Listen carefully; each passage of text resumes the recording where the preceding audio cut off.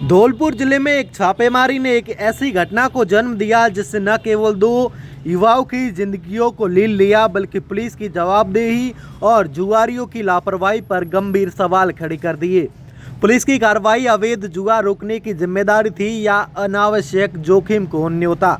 जुआरी गलत राह पर चल रहे थे, मगर क्या उनकी सजा इतनी भयावह होनी चाहिए कि पार्वती नदी में डूबकर मरने वाले दो युवकों की मौत का जिम्मेदार आखिर कौन है?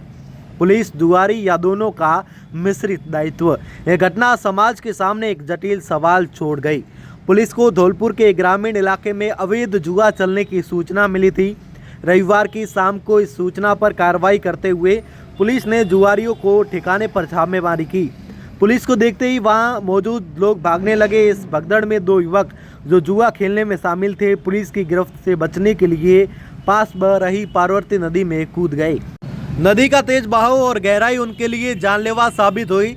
स्थानीय ग्रामीणों ने कड़ी मेहनत के बाद दोनों के शव नदी से निकाले, लेकिन तब तक उनकी मौत हो चुकी थी।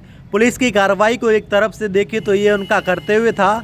जुआ एक अवैध गतिविधि है जो न केवल सामाजिक बुराई को बढ़ावा देता है बल्कि अपराध और आर्थिक नुकसान का कारण भी बनता है। पुलिस का दावा है कि उनकी छापेमारी नियमित कार्रवाई का हिस्सा थी जिसका मकसद समाज को इस बुराई से बचाना था।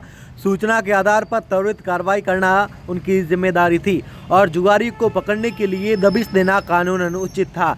लेकिन दूसरी तरफ पुलिस की रणनीति और कार्रवाई के तौर तरीके पर सवाल उठ रहे हैं। क्या पुलिस को छापेमारी के दौरान स्थिति को नियंत्रण करने के लिए पर्याप्त सावधानी नहीं बरतनी चाहिए थी? क्या यह अनुमान लगाया गया कि लोग नदी और भाग सकते थे जो पहले से ही खतरनाक मानी जाती है? ग्रामीणों का आरोप है कि पुलिस की अचानक और आक्रामक कार्रवाई ने युवाओं को घबराहट में नदी में कूदने के लिए मजबूर कर दिया। अगर पुलिस ने अधिक संयम और योजना के साथ कार्रवाई की होती तो शायद यह हादसा टल जाता। जुआरियों की भूमिका को नज़रअंदाज नहीं किया जा सकता। जुआ खेलना न केवल गैर कानूनी है बल्कि ये सामाजिक और आर्थिक रूप से हानिकारक भी है। बल्कि जो युवक उस गतिविधि में शामिल थे जो उन्हें कानून के दायरे में ला सकते थे, पुलिस ने बचने के लिए उनकी भागम भाग और नदी में कूदने का फैसला उनकी अपनी गलती थी।